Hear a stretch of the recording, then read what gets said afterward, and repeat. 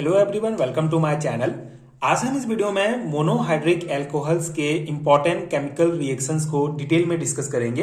अगर मैं specific syllabus की बात करूं तो ये टॉपिक आपको अल्कोहल एंड फिनॉल वाले चैप्टर में देखने को मिलेगा। यहाँ पे हम अल्कोहल एंड फिनॉल वाले चैप्टर में मोनोहाइड्रिक एल्कोहल्स का जो पार्ट है ये पढ़ रहे हैं, जिसमें इसमें आपको सिलेबस के अकॉर्डिंग नोमेनक्लेचर, इसका मेथड ऑफ फॉर्मेशन, इसके properties, chemical reactions and primary, secondary and tertiary alcohol में डिफरेंस पढ़ना है।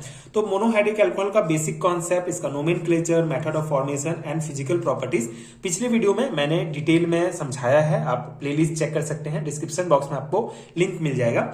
आज हम इस पर्टिकुलर वीडियो में इसके जो इंपॉर्टेंट केमिकल रिएक्शंस हैं इसको एक एक करके डिटेल में पढ़ेंगे। इसका प्रॉपर नोट्स आपको प्रोवाइड करूंगा जो आपके एग्जाम प्रिपरेशन के लिए हेल्पफुल होगा। एंड आगे आने वाले वीडियोस में हम primary, secondary and tertiary alcohols का जो डिफरेंस है, इसके बीच जो डिस्टिंक्शन है, इसको डिटेल में पढ़ेंगे। तो स्टार्ट करते हैं इसके केमिकल रिएक्शंस को। केमिकल रिएक्शंस बेसिकली इसमें जो मोनोहाइड्रिक अल्कोहल है वो दूसरे कंपाउंड के साथ केमिकल रिएक्ट करके क्या कंपाउंड देते हैं, किस प्रकार से रिएक्शन होता है, उसी कॉन्सेप्ट को हमको पढ़ना है। तो मोनोहाइड्रिक अल्कोहल क्या होता है, अगर हम बेसिक समझें तो मोनोहाइड्रिक अल्कोहल वे अल्कोहल होते हैं जिनमें एक ही OH ग्रुप होता है। ठीक है, एक ही हाइड्रोक्सिल ग्रुप अगर प्रेजेंट है किसी अल्कोहल में तो वो हमारा मोनोहाइड्रिक अल्कोहल कहलाता है। और इनका जो केमिकल रिएक्शन होता है मोनोहाइड्रिक अल्कोहल का, ये मेनली इस OH ग्रुप के कारण ही होता है। ठीक है, OH ग्रुप की वजह से ही होता है। तो अल्कोहल में जो ऑक्सीजन होगा, जो OH ग्रुप में जो ऑक्सीजन होता है, ये बेसिकली इलेक्ट्रोनेगेटिव होता है, इसलिए यह कई तरह के केमिकल रिएक्शन देता है। इसके कारण ही रिएक्शन जो है इनिशिएट होता है, मेन कारण OH ग्रुप ही होता है। तो आगे हम इसका कॉन्सेप्ट देखेंगे। तो इसमें हम टोटल 6 केमिकल रिएक्शन देखेंगे।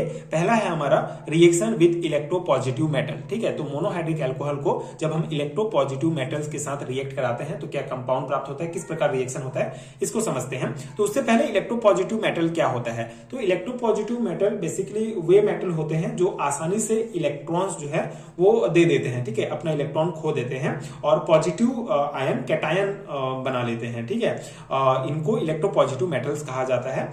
इन्हें इलेक्ट्रॉन डोनर मेटल भी कह सकते हैं। ठीक है, तो इलेक्ट्रोपॉजिटिव मेटल जो आसानी से अपना इलेक्ट्रॉन दे देते हैं। इसमें एग्जांपल जैसे कि आपका सोडियम हो गया, पोटेशियम हो गया, लिथियम, कैल्शियम, ये जो मेटल होते हैं बहुत रिएक्टिव होते हैं, जल्दी रिएक्शन करते हैं। तो ये हमारे इलेक्ट्रोपॉजिटिव मेटल के अंतर्गत आते हैं। इस रिएक्शन में हम इसको M से रिप्रेजेंट करेंगे। तो ये इलेक्ट्रॉन डोनर जो मेटल होंगे वो इलेक्ट्रोपॉजिटिव मेटल होंगे। तो जब alcohols react with electropositive metal to evolve hydrogen gas and so acidic nature. ठीक है, तो जब अल्कोहल को हम इन्हीं इलेक्ट्रोपॉजिटिव मेटल के साथ रिएक्ट कराते हैं तो हमको जो है तो यहाँ पे कौन सा क्या होगा कि ये हमारा अल्कोहल है। तो अल्कोहल जब इलेक्ट्रोपॉजिटिव मेटल जैसे कि किसी भी सोडियम के साथ, पोटेशियम के साथ, लिथियम के साथ रिएक्ट करता है तो क्या होगा, यहाँ पे जो हाइड्रोजन है, ठीक है, यहाँ पे जो हाइड्रोजन है गैस के फॉर्म में बाहर निकल जाता है और ये जो मेटल है ये इस ऑक्सीजन के साथ जो है जुड़ जाएगा, क्योंकि ऑक्सीजन हमारा इलेक्ट्रोनेगेटिव एटम है और ये जो मेटल होगा इलेक्ट्रोपॉजिटिव होगा। तो दोनों आपस में नेगेटिव एंड पॉजिटिव चार्ज आपस में जुड़ जाएंगे, मेटल ऑक्सीजन के साथ जुड़ जाएगा और हाइड्रोजन जो है गैस के रूप में बाहर निकल जाएगा। ठीक है, तो ये हमारा बेसिक रिएक्शन है। जब हम अल्कोहल को रिएक्ट करते हैं इलेक्ट्रोपॉजिटिव मेटल के साथ तो हमको ये कंपाउंड प्राप्त होगा और ये हाइड्रोजन जो है गैस के रूप में बाहर निकल जाएगा। अगर मैं यहाँ पे आपको एग्जाम्पल मैं बताऊं तो जैसे हम एग्जाम्पल ले सकते हैं इथेनॉल 2C2H5OH। ठीक है, जब हम इसको एक इलेक्ट्रोपॉजिटिव मेटल मान लो 2Na के साथ रिएक्ट कराते हैं तो हमको 2C2H5ONa, ठीक है, ऑक्सीजन के साथ ये Na जाके जो है जुड़ जाएगा और ये हाइड्रोजन जो है एज H+H2 गैस के रूप में बाहर निकल जाएगा। ठीक है, तो इस प्रकार से जब हम इथेनॉल को एक इलेक्ट्रोपॉजिटिव मेटल सोडियम के साथ रिएक्ट कराते हैं तो हमको ये सोडियम इथॉक्साइड प्राप्त हो जाएगा। ठीक है, और हाइड्रोजन बाहर निकल जाएगा। तो इस प्रकार से बेसिक रिएक्शन होता है जब हम मोनोहाइड्रिक अल्कोहल को इलेक्ट्रोपॉजिटिव मेटल के साथ रिएक्ट कराते हैं। तो ये पहला रिएक्शन हो गया। सेकंड रिएक्शन हमारा रिएक्शन विद कार्बोक्सिलिक एसिड, इसे एस्टरिफिकेशन भी कहा जाता है। तो एस्टरिफिकेशन क्या होता है, alcohol react with carboxylic acid in the presence of H2SO4 to give ester.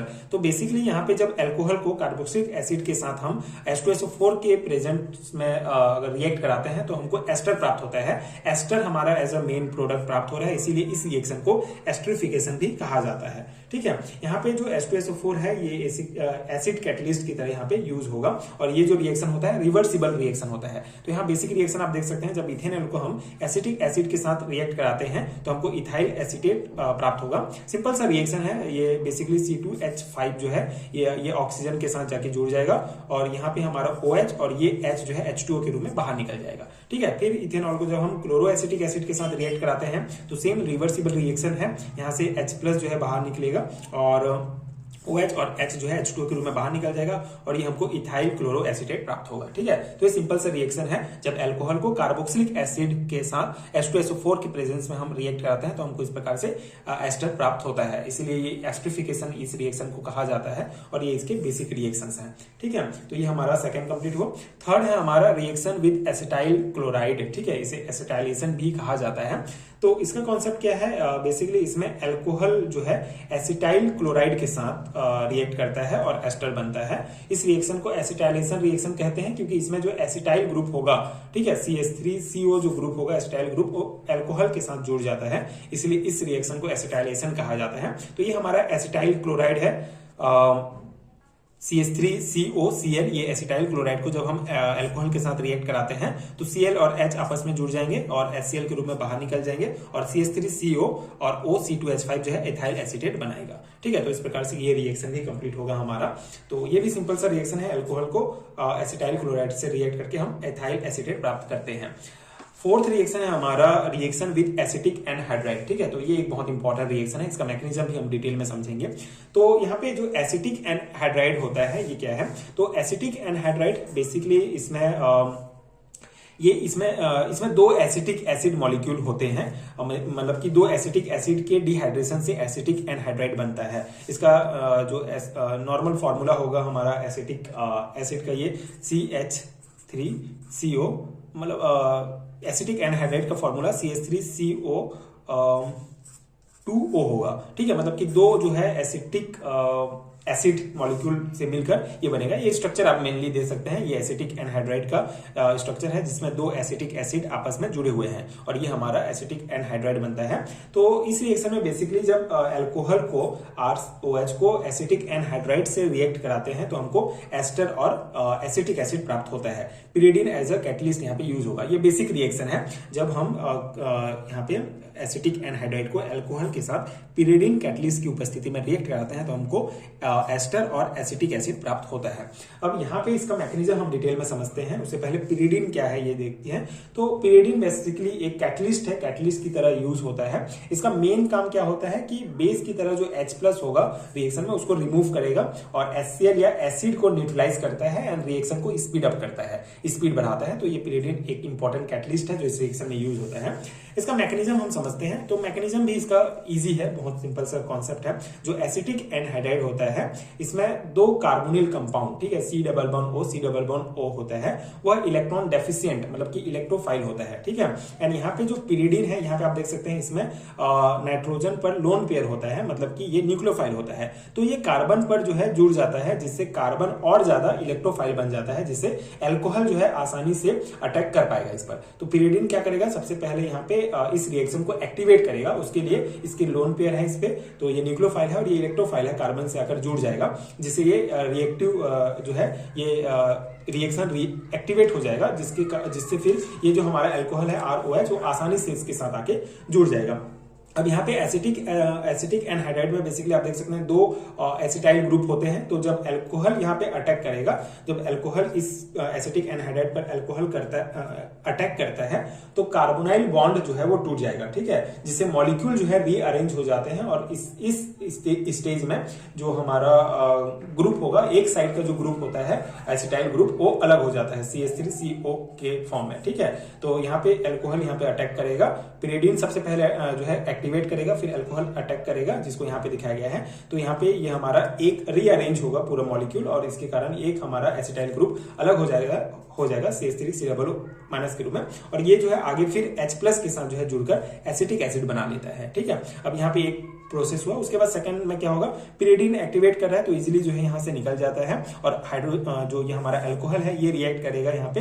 तो पिरिडीन तो डेफिनेटली कैटलिस्ट है तो यहाँ से निकल गया। तो ये जब अल्कोहल जब यहाँ पे अटैक करता है इस पर। एक तो हमारा एसिटाइल ग्रुप निकल चुका है, तो दूसरे एसिटाइल ग्रुप पर जो है अल्कोहल जुड़ जाएगा, और इस प्रकार से जब यहाँ पे H+ यहाँ से निकलेगा हमारा, तो एस्टर का फॉर्मेशन होगा। ठीक है, ये H+ बाहर निकल जाता है और इस प्रकार से ये हमारा एस्टर का फॉर्मेशन हो जाएगा, एक कंपाउंड, और H+ जो है इस H3CO- के साथ जुड़कर एसिटिक एसिड बना लेता है। तो इस प्रकार से सिंपल से इसका मैकेनिज्म है, जिसमें मेनली जो पिरिडीन होता है वो पहले कार्बन के साथ जुड़ेगा, उसको एक्टिवेट करेगा, फिर अल्कोहल उसके साथ जुड़कर एस्टर बनाता है, और जो एसिटिक एसिड हमारा निकला हुआ है वो H+ के साथ एसिटिक एसिड बनाएगा, सॉरी ये एसिटाइल ग्रुप जो है एसिटिक एसिड का फॉर्मेशन करेगा। तो ये सिंपल सा रिएक्शन है एसिटिक एनहाइड्राइड का अल्कोहल के साथ पिरिडीन कैटलिस्ट की उपस्थिति में। तो इस प्रकार से हमको एस्टर और एसिटिक एसिड प्राप्त होता है। ठीक है, फिफ्थ हमारा रिएक्शन है रिएक्शन विद हाइड्रोजन हैलाइड। तो जब मोनोहाइड्रिक अल्कोहल हाइड्रोजन हैलाइड के साथ रिएक्ट करता है तो क्या कॉन्सेप्ट है देखते हैं। तो गैसियस HCl और HBr react with alcohol to form alkyl chloride और एल्काइल ब्रोमाइड। ठीक है, तो ये हमारा गैसियस HCl या HBr रिएक्ट करता है अल्कोहल के साथ, तो हमको प्राप्त होता है एल्काइल क्लोराइड या फिर एल्काइल ब्रोमाइड। यहाँ पे हम HBr यूज किए हैं तो हमको एल्काइल ब्रोमाइड प्राप्त होता है, H2O अलग हो जाएगा। ठीक है, तो ये जो रिएक्शन है आप देख सकते हैं ये रिवर्सिबल रिएक्शन है। तो since reaction is reversible, a dehydrating agent such as anhydrous zinc chloride or anhydrous aluminum chloride has to be added to suppress the reverse process। तो ये रिएक्शन रिवर्सिबल रिएक्शन है, तो रिवर्सिबल रिएक्शन को रोकने के लिए हम यहाँ पे डिहाइड्रेटिंग एजेंट जैसे कि जिंक क्लोराइड या फिर एनहाइड्रस एल्यूमिनियम क्लोराइड यूज करते हैं, जिससे ये जो रिवर्सिबल वाला प्रोसेस है ये रुक जाए। ठीक है, और प्रोसेस एक ही डायरेक्शन में कंप्लीट हो, सप्रेस करने के लिए रिवर्स प्रोसेस को हम ये यूज करते हैं, ये आप ध्यान रखेंगे। ठीक है, अब यहाँ पे अगर मैं रिएक्टिविटी की बात करूं अल्कोहल के रिएक्टिविटी ऑर्डर की, तो टर्सरी जो अल्कोहल होगा इसका रिएक्टिविटी ज्यादा होता है सेकेंडरी की तुलना में, फिर फर्स्ट का, ठीक है, फिर प्राइमरी का, सेकेंडरी का ज्यादा होता है प्राइमरी की तुलना में। ठीक है, तो ये रिएक्टिविटी ऑर्डर आप ध्यान रखेंगे। ये जो रिएक्शंस हम पढ़ रहे हैं केमिकल रिएक्शन, ये basically SN1 and SN2 mechanism के थ्रू ये रिएक्शन कंप्लीट होता है। ठीक है, ये वाला हाइड्रोजन हैलाइड से रिएक्शन का।